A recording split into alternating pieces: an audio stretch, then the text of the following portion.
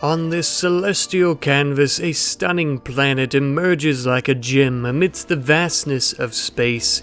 Its surface is adorned with a rich tapestry of natural wonders where lush forests weave intricate patterns across the continents and mighty rivers carve their way through rugged landscape. Ugh, good God, this is boring. Where are all the people? Oh, I have a good idea. Why don't we just make one in a totally not weird way and, like spawn one in? I think we will, but only one. We gotta give this at least a 100-year test run to see if humans are okay to live here. Our first human and only human's name is Gipu, or Gippa, or something like that. As our new and only best friend on this entire planet, I am going to bestow upon her a blessing. No need to thank me, little one. What are friends for? You are wonderful. I love you ever so much. She was quite a little scamp and actually very handy with a hammer or rocks or whatever she has at her disposal as she was building her very own little camp. I began to ponder though, what if she's getting lonely? I mean, she is my friend and my creation, but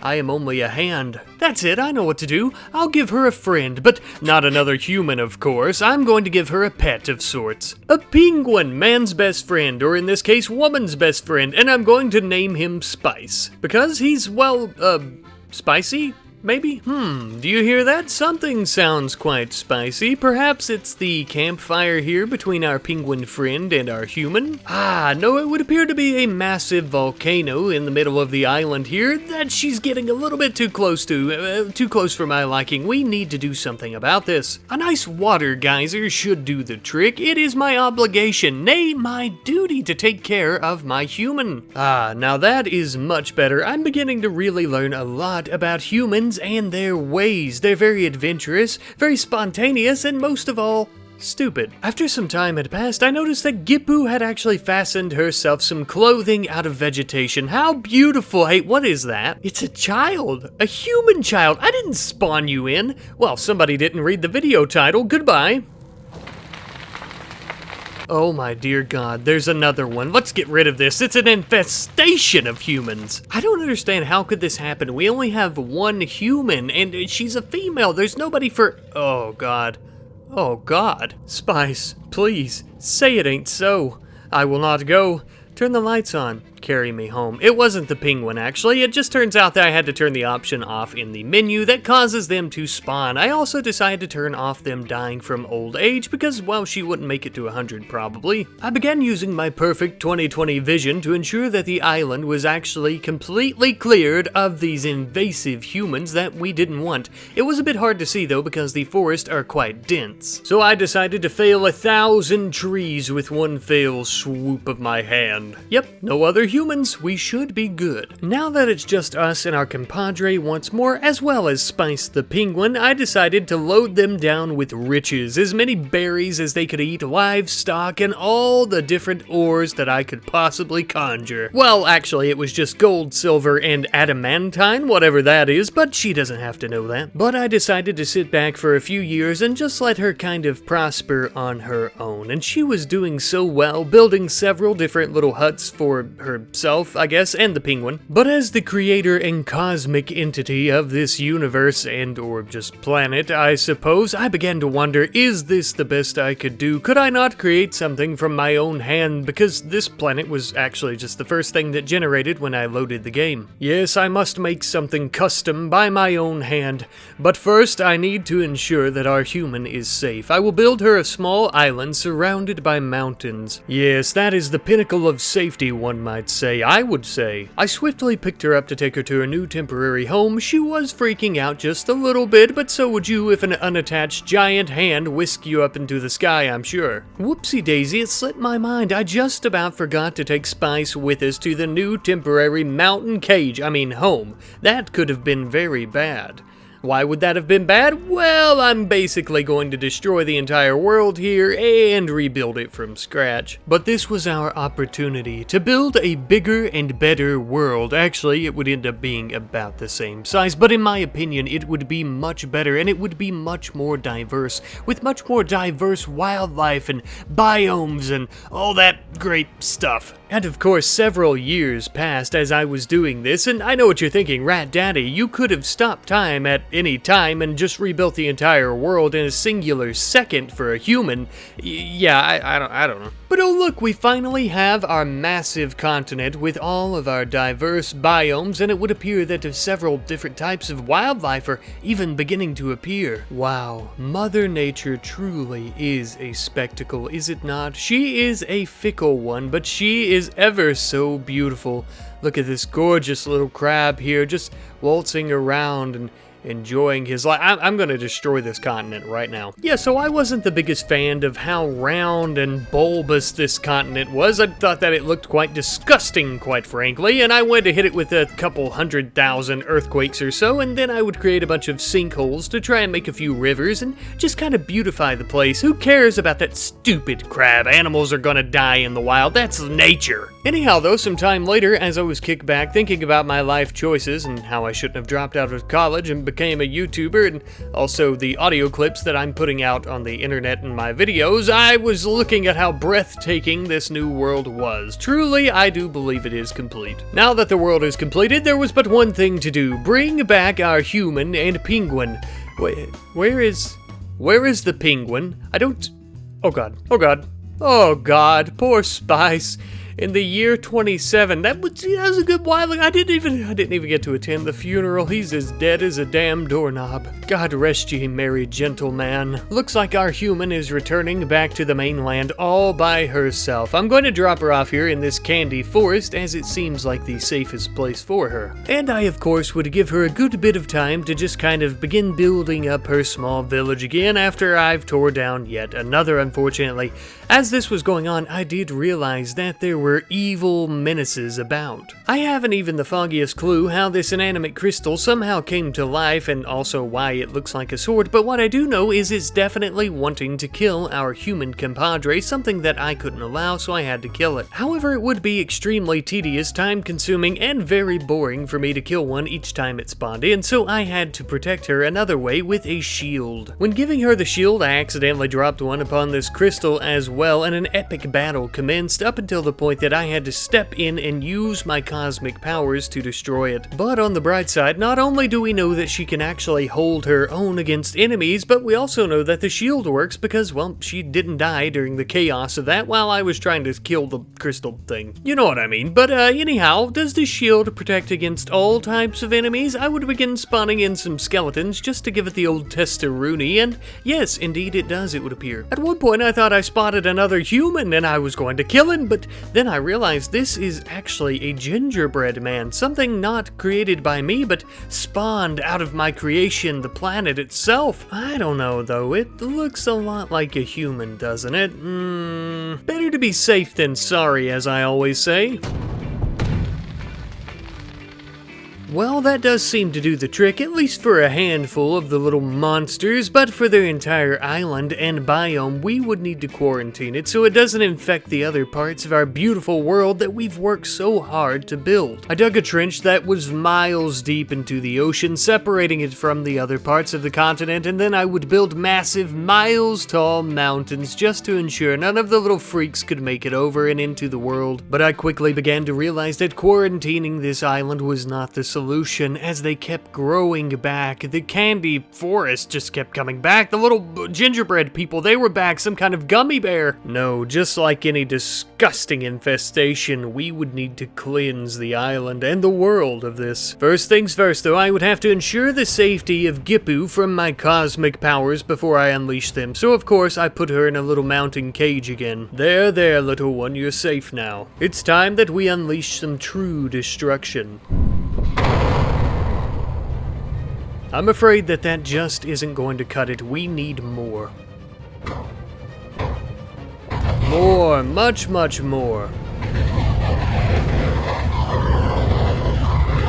Yeah, I think that'll do, actually. I think that got rid of them. And now with this fraction of the world nice and squeaky clean away from any disgusting gingerbread men or gummy bears or any of that dumb stuff, we can actually build a nice little island here with an enchanted forest and enchanted trees and berries. It's beautiful. And I, for one, think it will be the perfect home biome for our little Homo sapien companion. But don't just take my word for it. Tell them, Gipu.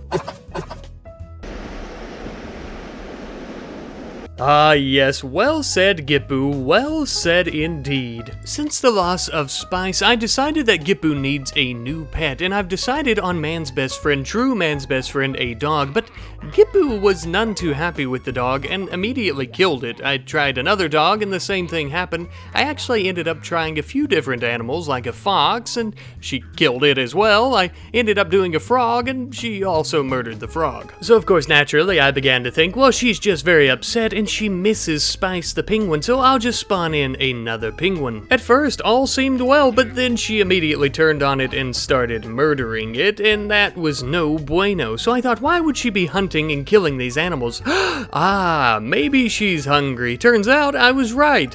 But also, no, I was completely wrong. You see, even though she's basically starving, there's plenty of food available on the island here in terms of berries and stuff like that, so it actually turns out that she had a little touch of the madness, as you can see, which was basically just driving her crazy. She wasn't eating, and she was killing anything she came into contact with. Because of her ailment, I decided to share a little bit of my divine wisdom with her, and after doing so, she seemed to be completely healed of her madness. Happy thoughts, happy thoughts. Now that it would seem that she's cleared of her madness, I would give her a few years to just kind of build her estate back and let her get her head on straight, right? To ensure that she's not super crazy still and going to kill everything. Once I was fairly sure that this was the case and she wouldn't strangle any puppies that I gave her, I decided to spawn in yet another dog, and this time around she didn't murder it right off the bat. It looks like we're doing pretty good so far. For the dog, I wanted a name that was nice and exotic, something unique and different, so I ended up naming him Larry. With Larry by her side, hopefully Gippu will be able to build a nice little life for herself here on the seashore. But what's that? I hear something coming from the sky. It looks like a meteor has landed from the sky and either landed on top of this little crab, or maybe the crab came out of the meteor? I don't know, very interesting. Why don't we give him a name as well? This interesting little spectacle of an organism shall be known as Crab Kevin. Yes, I know, also very exotic. He's my little shining pupil, aren't you, little buddy? We're gonna keep a good eye on him and make sure he's safe as well. A bit of time later, I noticed that Gippu actually had a legendary weapon equipped. I don't know who made this. I'm assuming it was her, maybe from all the ore and stuff I gave her early on, but it's apparently called Glory's Pike, and it looks to be pretty damn powerful. This made me begin to wonder, you know, Gippu here is our friend, but what if she became our champion, our destroyer of evil cosmic entities? Of course, she will need to be tested first. I'm just gonna jump right into the deep end here and toss out a demon or so for her to try and kill. I'm sure it'll go fine. Well, define fine. Now, I will say she was holding her own quite well against a literal demon from the spawns of hell with her little pike and whatnot, but even after she killed it, thankfully she killed it, of course, she was charred and burned and she had to run to a nearby lake to extinguish herself. The most important part, of course, is that she's okay and she's alive, and from what I could tell, she seemed fine, but after I started checking on her stats, it looks like we almost ended this video a little bit too abruptly. She also appears to have some pretty bad burns that I don't even think that aloe vera in all its soothing glory could heal. Now, I will say though, I was very, very proud of her. So proud, in fact, that I decided I wanted to do it again, but this time around, I wanted to try an entire island of demons, so I would actually create my own version of hell here in the corner of the map, where we're going to have all the demons, the infernal creatures, and, you know, bad stuff, basically. But obviously, of course, I'm not just going to toss her right in. This is going to be a good challenge for the 100th year, I feel. Something of a celebration of the end. But of course, Gippu isn't just going to be sitting on her couch, kicked back by her fireplace or anything like that. No, she's going to be training. I'm actually going to be giving her some power-ups, and we're going to be testing out a few things to kick those demons' asses. And of course, we would be doing the same for Larry, as he is her trusted companion now. The two of them shall be an unstoppable dynamic duo of untold strength and power. Oh, I also dropped some on the local wildlife. Now that is one big-ass rat, and that means something because I myself am one big-ass rat. Speaking of which, I noticed Crab Kevin here with his head buried in the sand, not doing anything. I don't know if he's hibernating, or really I don't know what he's doing, but I decided to wake him up with the nuclear option. I dropped an atomic bomb on the lad. Oh my god.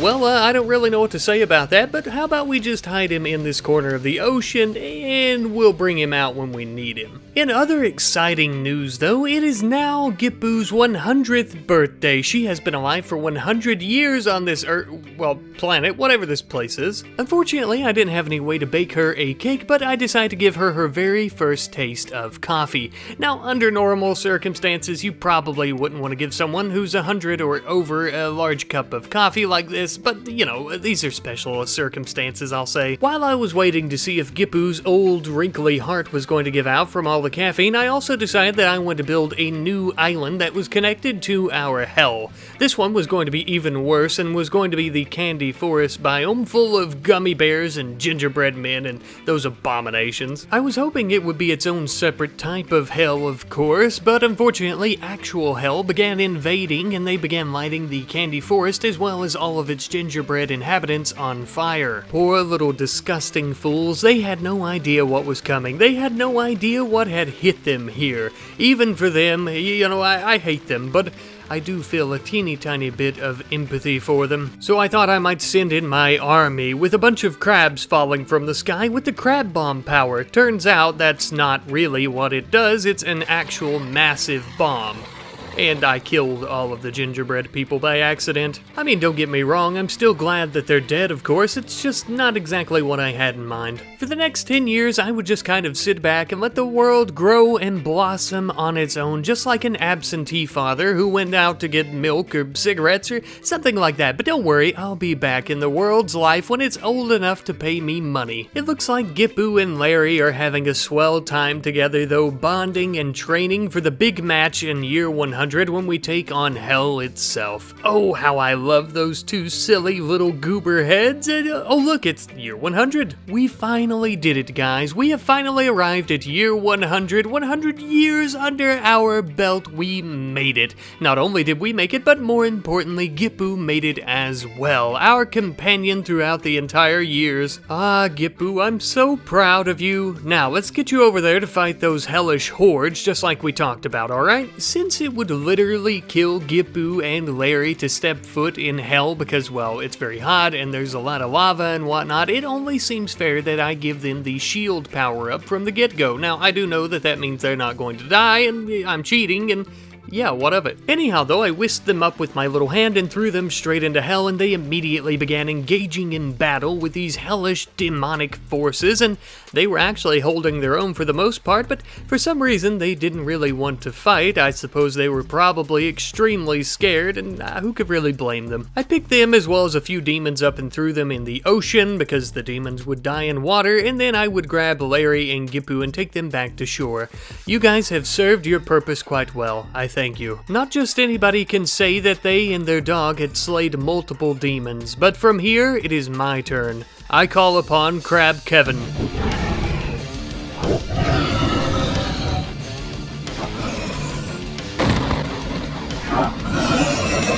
His thirst for blood knew no bounds, and he would destroy both islands of hell, completely eradicating them, just before making the ultimate sacrifice and self-destructing upon them.